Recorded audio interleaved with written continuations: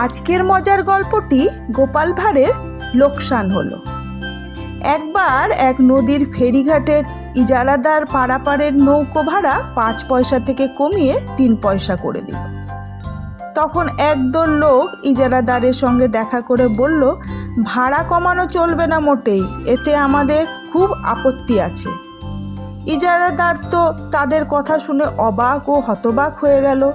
ভাড়া বাড়ালেই জনসাধারণ সচরাচর আপত্তি করে থাকে, কিন্তু ভাড়া কমালে তো কেউ আপত্তি করে না। ইজারাদার তখন তাদের জিজ্ঞাসা করলো, ভাড়া কমানোতে আপনাদের এত আপত্তি কেন? লোকসান তো হবে আমার।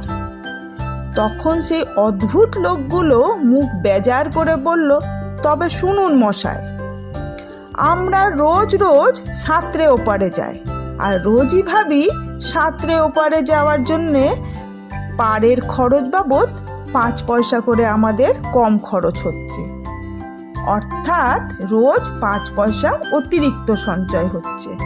এখন আপনি 5 পয়সার জায়গায় ভাড়া 3 পয়সা করায় আমাদের যে প্রতিবারে সাঁতরে যাওয়ার জন্যে মাত্র 3 পয়সা বাঁচবে, তাহলে 2 পয়সা করে আমাদের লোকসান হলো।